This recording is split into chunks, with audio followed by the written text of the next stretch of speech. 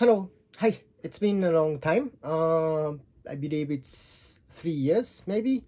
Um, I have been getting lots of questions about qualified noun phrase. Many people seem to have, yeah, well, they seem to struggle a lot.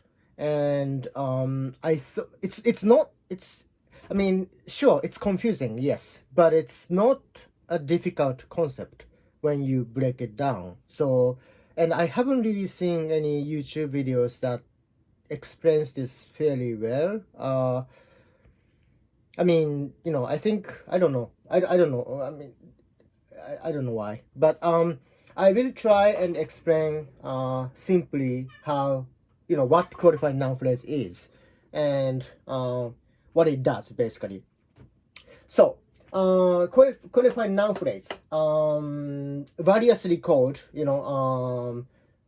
in different ways too, but basically what it does is it qualifies a noun. Basically the noun is here, right? The book, home. So what kind of book?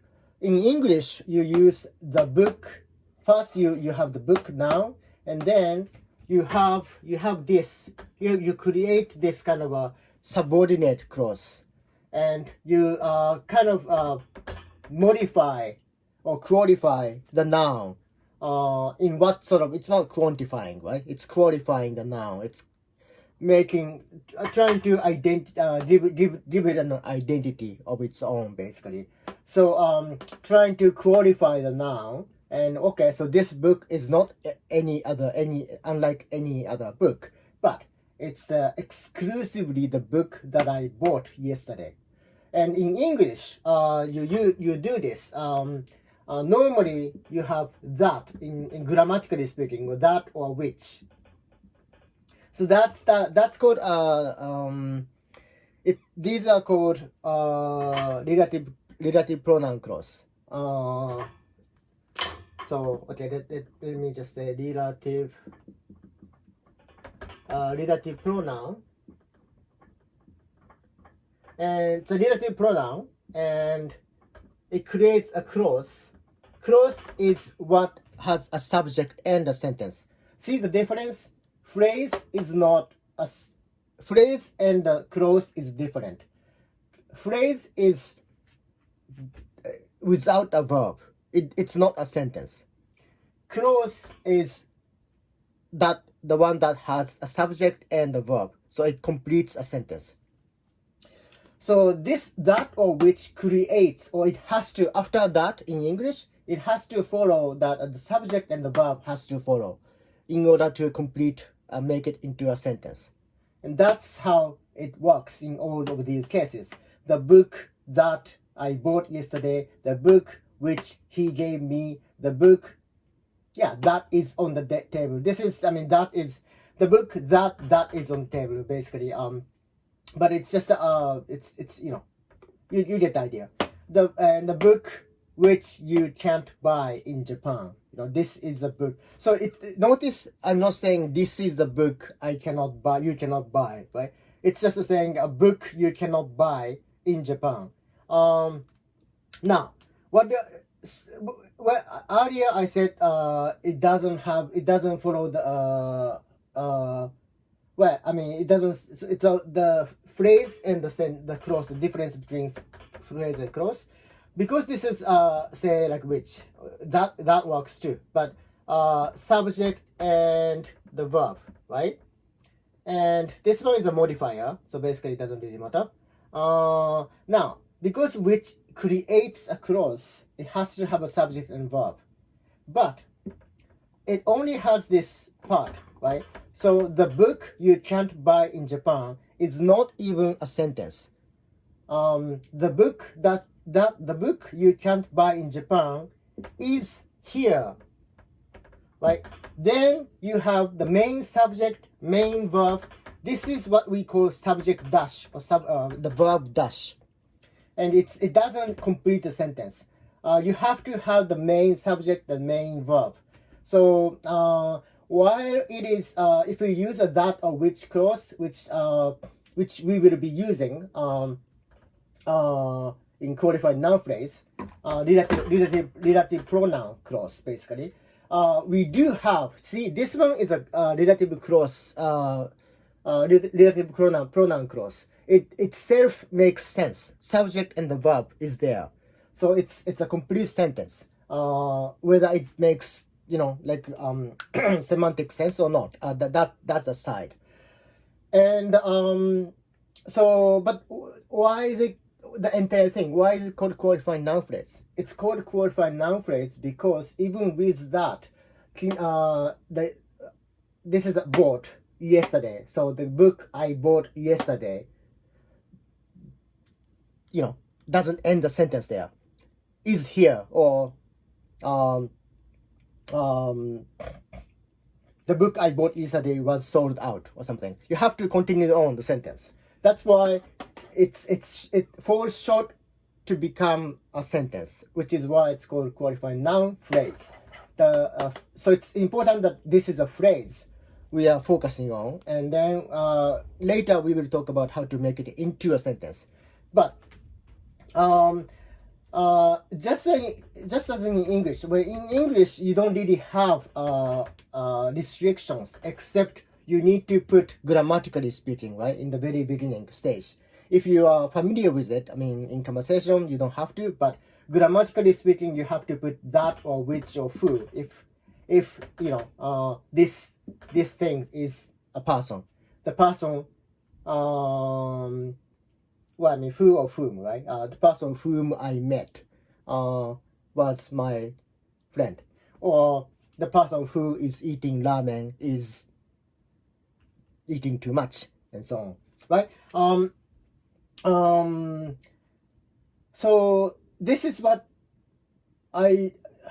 basically this is it. In English, though, you first state the noun that you want to qualify, and then you have the noun, qualifying noun, or you have the relative pronoun that expresses a sentence, that has a sentence that modifies or qualifies the noun. What kind of noun it is?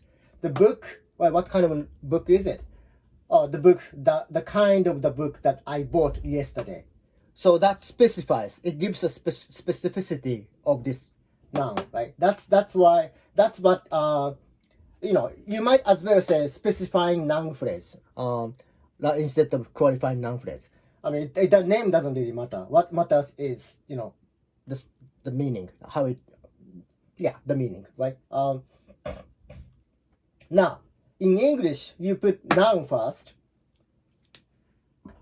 and then, but you don't know what kind of noun it is. I mean, you know a vague idea of book, or bookness, or bookishness, some kind of something to do with book.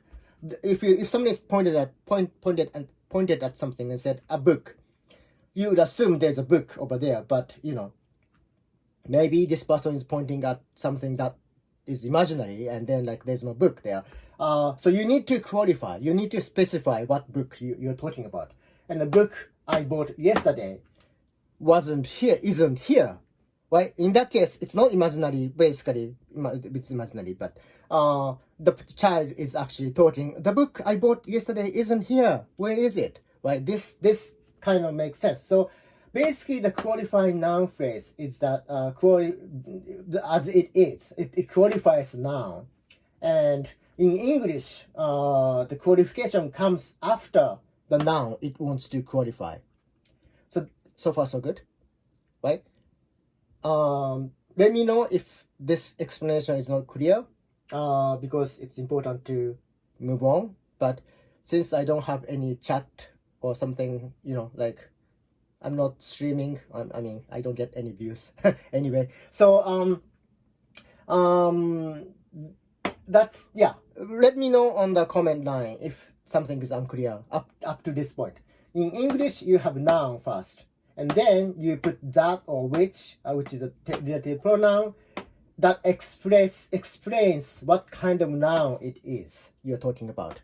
The book is expensive. What kind of book? The book I bought yesterday is expensive. Right? It could be was, it could be is, either way. Okay, so that's how English structure works. The the noun comes first, and then the explanation of the what kind of noun it is comes later. Now we have spent 10 minutes, and I hope we all agree on this this part, right? Just if you have time, if you need time to sink in, it seems like many people have issues at this stage already, kind of trying to get head around it. It's just yeah, the book he gave me, it's not a sentence. The book he gave me was garbage, right? That would be a sentence. The book that is on the table is not there, which is a philosophical question, which we won't deal with it here. The book you can't buy in Japan can be bought in Spain, for instance. And that's the full sentence. Notice this now. We're learning phrase. Phrase is not the equivalent of a sentence. Phrase is just a phrase. It's just the house over there. That's a phrase. There's no verb, right? The house over there is mine or something. You need more to make it into a sentence. The phrase. So we want to, in the end, we want to turn this qualifying noun phrase into a qualifying noun sentence, right? That's the goal. But you need to know you need to make this into a you need to qualify the noun first, and have it complete in its form, which is to say have it in a phrase. And once you have a phrase, then you can keep adding on the verbs and so on, and make it into a sentence. So that's the idea. And once you are done with this, I think you have had enough time doing this. Okay. So in English, the noun comes first, explanation comes after. In Japanese, on the other hand, noun comes later, and the explanation comes before. That's the second problem, the issue that many people have. But it's the same thing. Book, this book does not change. It's just you see, in English the arrow came from backwards. In Japanese, arrow comes from from I don't know, forefront. I don't know, forward. I guess. Now, what is it here? Kino is temporal. It's a time. It's a temporal adverb. Temporal adverb. As such, temporal adverbs do not take particles. In general, you could say in contrast, like as opposed to yesterday, today is hot. In that case, you could say 今日は暑い. That sort of explains there's some contrast going on. But in principle, we do not have particle right after the temporal adverbs, which can be like last week, next year, non-specific, time. Like not like in English too, it's the same thing. Like last week, you don't say on last week or at yesterday. You don't say that, right? It's the same thing. If it doesn't take a preposition in English, assume that it doesn't take a particle in Japanese as well. Okay, so 昨日買った本. So this one, I mean, it's obvious that the subject is I. So in Japanese, in principle, you can omit, if it's a positive sentence, you can omit, the subject is omitted usually. If it's a question sentence, then you is omitted usually. And in any other situations, subject is not omitted because it's just confusing. So 昨日買った here, this is a positive sentence. So I is presumably omitted. So 買った is bought, right? So by the way, you will need to in order to do this, you will need to have completed a T form as well as plain form, short form, conjugation, which so this is basically the second year Japanese material here. It's like first semester second year Japanese material here. You will need to have completed the short form conjugation. Basically short form conjugation is all you need. But in order to get the short form conjugation, you need to do T form, and so there's this whole bag of things coming into this. But this is, assuming that you understand the short form conjugation, because there are two rules, specific rules for qualifying noun phrase. One, let's see. I guess I could just bring it here. One, so in this first example, it didn't really have any much, but number two, you can see here.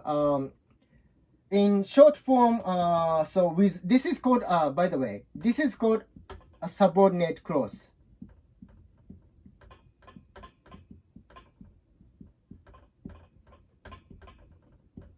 Or sometimes adverbial clause, because it modifies the noun or adverbs or adjectives or anything else, right? Basically, but it's probably easier to just say subordinate clause to avoid any confusions. And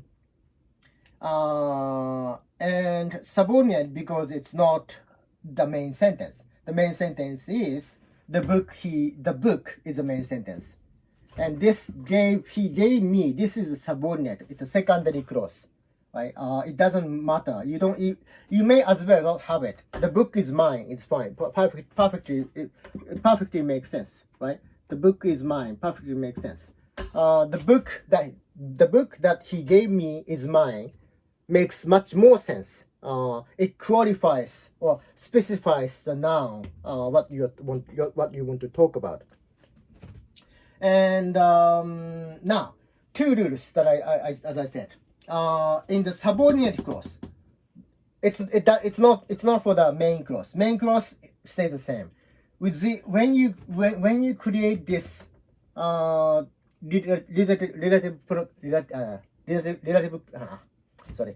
you create a relative pronoun clause, you need to be careful. Within this subordinate clause, we have to have the subject has to have ga. So here, if it was like I was omitted, watashi ga, it has to put ga.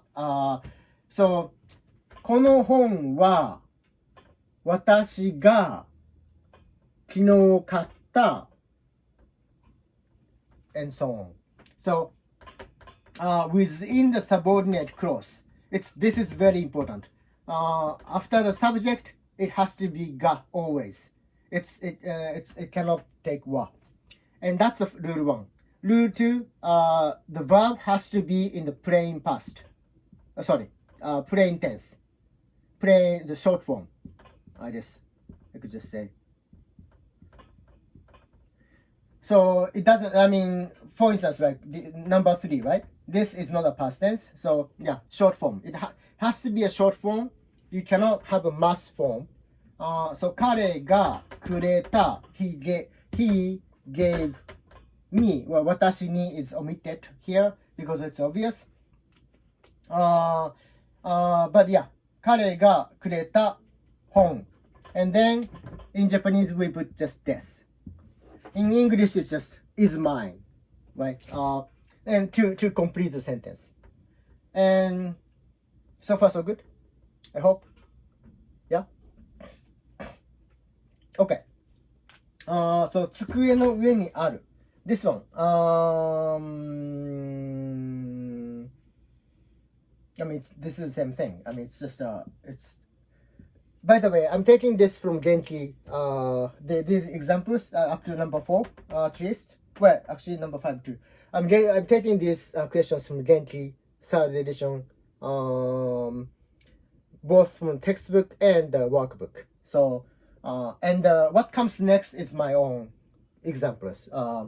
But first, you need to understand this page, this stuff. If you have Genki section, if you have Genki, I think it was Genki 2. Just a moment. Yeah, I think yeah, has to be Genki 2. Yeah. So Genki 2, page 76. That's on page 76 textbook. Number 4, using sentences to qualify nouns. That's exactly what I'm taking it here. And then the example sentence is I got it from the workbook, corresponding part of the workbook. So okay, now, 机の上にある本. So you know, see the book that is on the table. You can see by this time you should know that is on the table. This is to exist, and on the table, table is 机, right? 机の上. And because it's because you know, on the onness of the table doesn't move, so it's obviously takes ni as a particle, and 机の上にある本. Again, it's in English. It always goes like this. Subject first, like this. He, me, gave. That's the kind of direction you want to translate. But okay. The book here. So the book that is on the table. 机の上にある本. That's a qualifier. Now phrase the same. See, it matches here. 机の上にある本. This one doesn't have a subject. Yeah, I mean this will be the subject. So this is just a modifier basically. It's a place. We're talking about a place. Let's meet at the station, right? The meet at 2 o'clock at the station is a modifier. There's no subject or verb in there. And this one is the verb to be. There's a verb here, but yeah, this also should be fairly familiar, I think. I will just move on the next part. 日本で買えない本. Now, 本 is here again.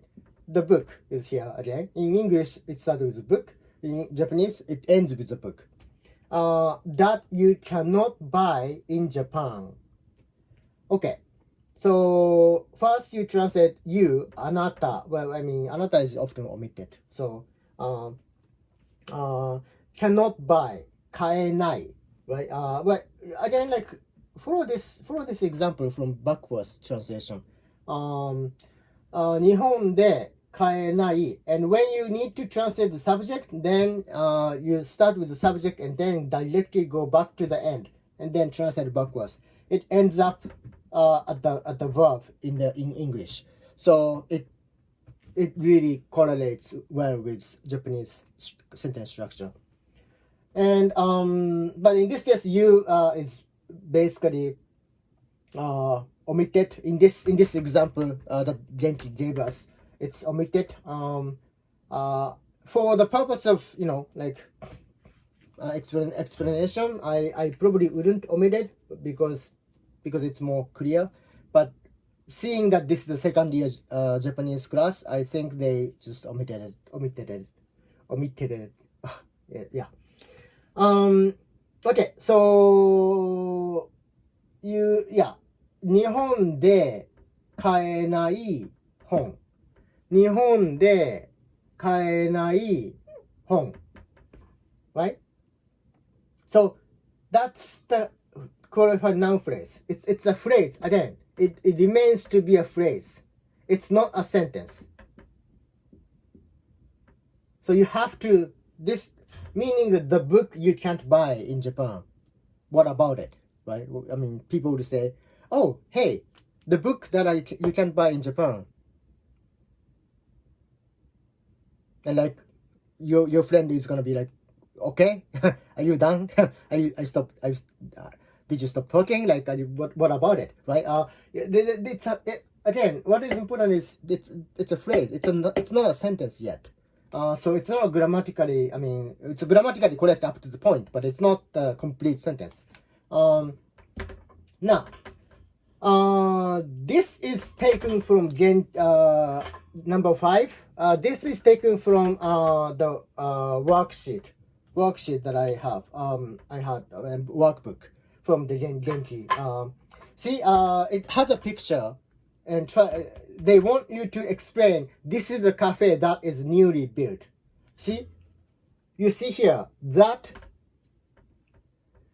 First of all, this is the subject. This is the verb, and I mean this is what's called a complement. It's the same as I am a student. Like it explains the subject.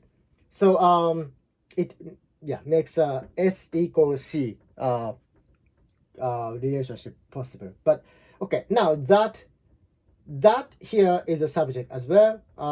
Is the verb. This is a verb as well. Newly is just inserted. Okay, so this is what the example sentence want, and with the picture of this. I'm sorry, my drawing is not great. But newly built is 最近 newly recently built できました。That's 最近できました is the newly built. Something was newly built. Okay, so you want to start from this. Let's see. Now, what you want to do is qualify. You know what you want to qualify here now, right? What is specific? What do you want to specify in this sentence? What do you want to explain? Cafe. This cafe is something you want to explain. So how would you explain the cafe? This is a cafe does make sense, but you want to expand more. You want to expand, give more explanation. And that is, so cafe that is newly built. It's 最近できました店 is something the kind of thing you want to, convey. Now, okay, I'm gonna change the color here. So start with the subject always. これは that's the subject, and then you want to say the cafe, but as you saw in Japanese, the noun that is qualified comes later. So after this,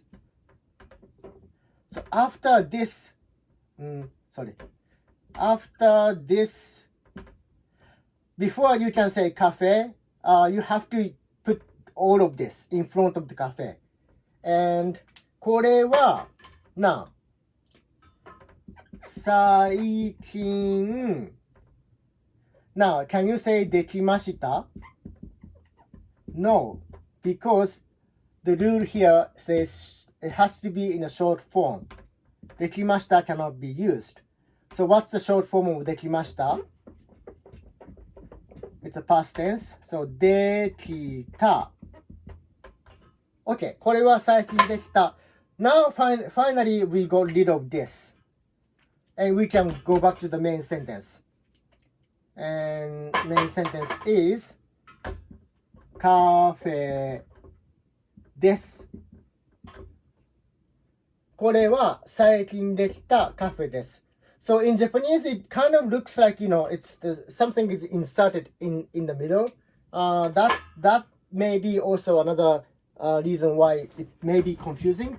Whereas in English, it's not inserted, right? It's just a explanation follows right after. Okay. Okay, so far so good. I hope we all agree on this. so far. Yeah. Okay. So the next part. This is a pinnacle of the explanation part. I mean, if you understood the basics as earlier, then you should be able to understand this. And if you understand this, you can understand any qualifying noun phrase. If you're still having problems, then you're still confused a little bit. You might need to rewatch this video because on Genki book too, like Genki and Nakama and other textbooks I checked, they don't really spend too much time on this. Just one page, or 1.5 at most, which kind of, I think they should spend more time, but there is not much to explain. That's the reason why they don't really spend time on it. It's just this. You're just adding two sentences together, like as in English. This in Japanese we learn this in the second grade high school, junior high school, right? So what is it called? 7th grade or 8th grade, right? So basically, by use of that or which or who, right? Normally those are the relative pronouns. By using this, we are supposed to add two sentences.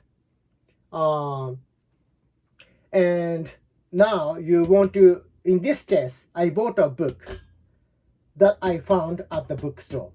Okay, I bought a book. I understand that you bought a book. Okay, fine. What kind of book is it?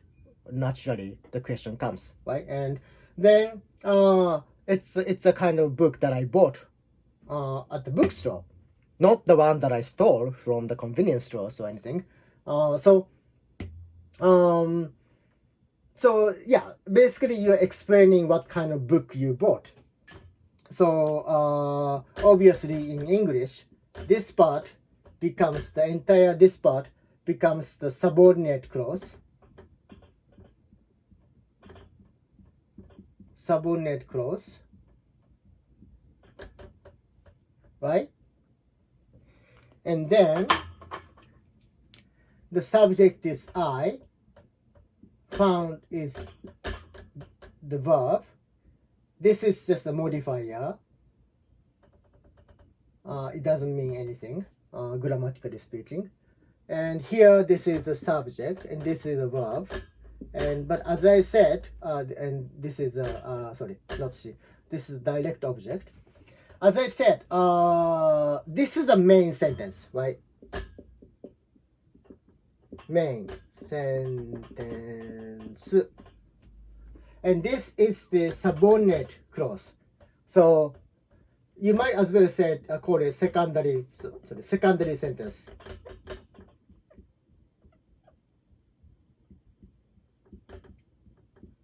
Secondary sentence.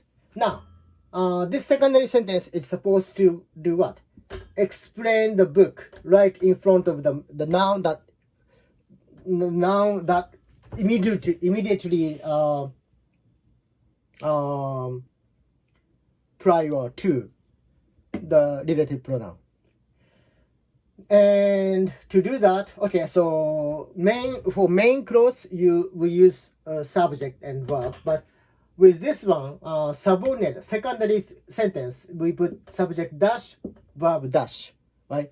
To make it safer for us not to get confused with what is the main subject, the main verb.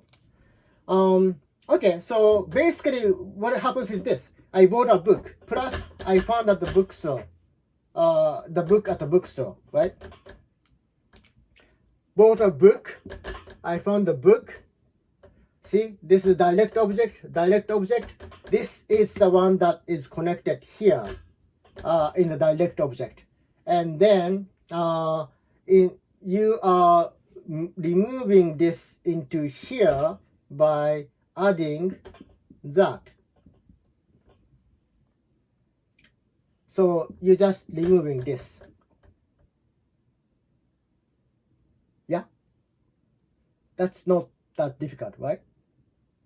And so what the result is this: I bought a book that I found at the bookstore. this, because this part is gone. It's obvious, right? It's that, I mean, that is that is basically the book has changed its form into that, and just kind of like trying to explain. Okay, this is what I want to explain. This is the same thing. I'm trying to get rid of this in exchange for emphasizing the noun that I want to explain. Yeah, that's so far so good, I hope. And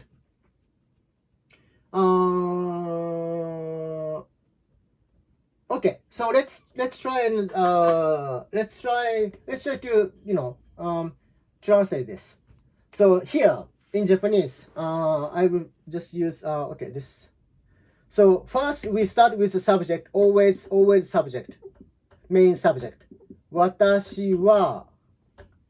Now, then go back all the way to the bookstore.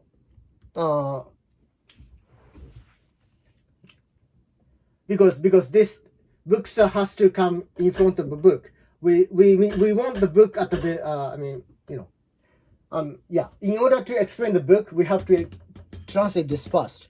So watashi wa, and inside this I'm going to use the different color. Watashi ga mitsuketa. Sorry. I mean, I'm not wrong, but I'm just I'm not following my own advice. Let's start from the backwards, right? Watashi wa, bookstore is honya. Honya de. Now, okay. I mean, either way it's fine, but it's just I'm trying to stick with my own rule. So subject first. So yes, watashi wa, watashi ga.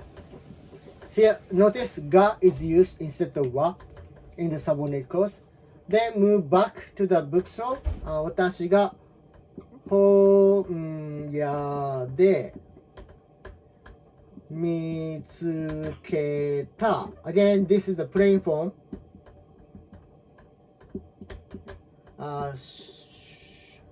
Short form, past, right? Then we got rid of all this. Now that is equal to book. So let's get back to the actual color. Hon, sorry. Hon o kaimashita. See? 私が本屋で見つけた本を買いました。You can have, yes, you can have two は私 the same time. It's just, we don't usually use, we usually say 私は本屋で見つけた本を, I mean, が is usually a lesser, like, seen as a lesser sort of extent. It's emphasized, yes, but it's not just, it's not restricted to subject only. It's a subject, it's introduced usually as a subject marker, but it's also used as an object marker to emphasize. Like, I like sushi, right? 私は寿司が好きです. In this case, you know, sushi is not a subject, obviously. And 私は日本語が話せます. In this case as well, when 日本語 is not, Japanese is not a subject. So, ga is more, you can, I mean, in the beginning, it's introduced as the subject marker proper with exclusion of everything else. But as you start learning adjectives and so on, you start to see ga is used interchangeably as a subject marker / object marker, as long as it's emphasizing. Emphasize the emphasize. It's an emphasizer, and it can be used for subject or object. Now, let's see. Okay, so this is fine. If you have questions, let me know. on the comment, and I will try to explain, or I will make another video or something. But the reason why they don't spend in Genki or other textbook, they don't spend many pages is because there is not much to explain. It's just which further confuses students, because it's a second year first semester, and for goodness sake, so they want more explanation. But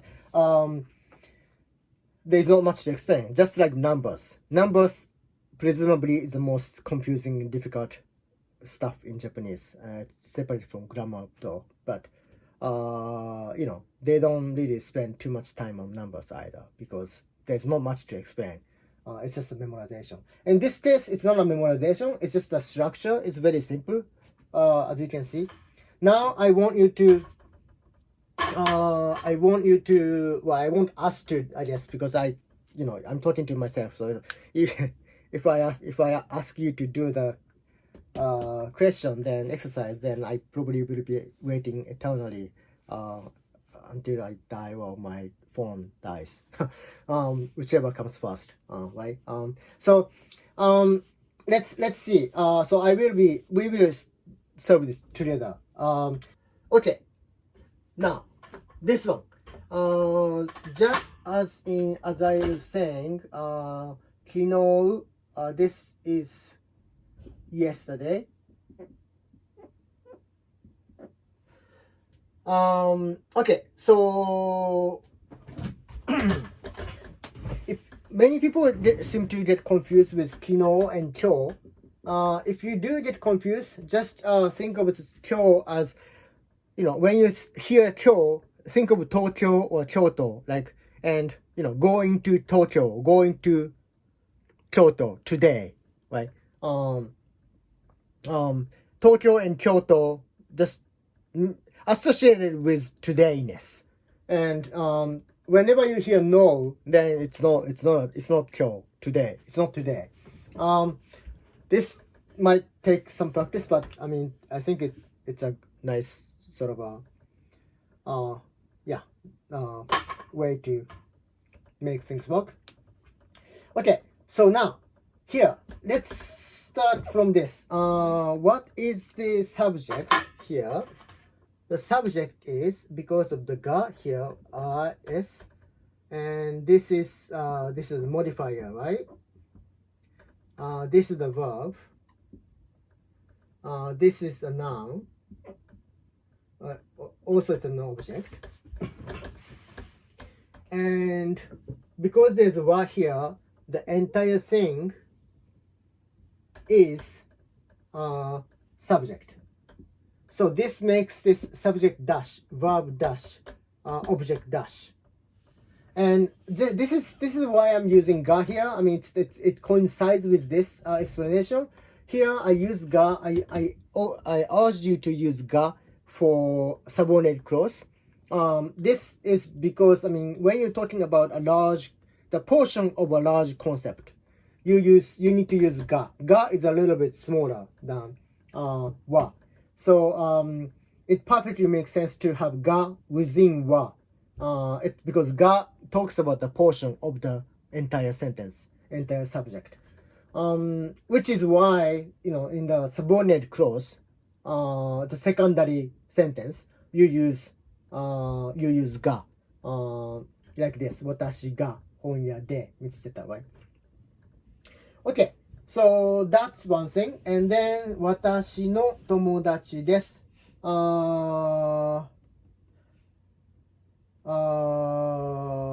Yeah, this one, sorry, this entire thing, this is complement,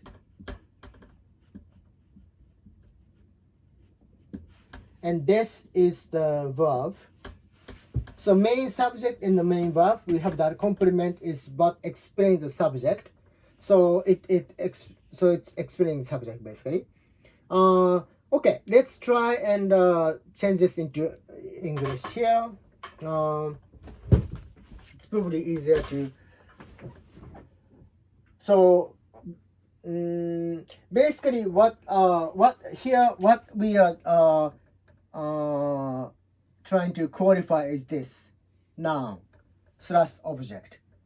It's the person I met. Okay, let's just write it down here. Yesterday, the person, no, the person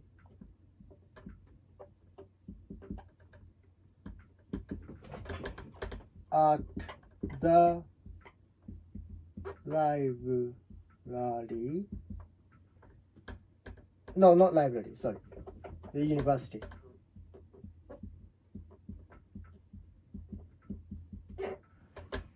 Okay, yesterday the person whom I met at the university, right?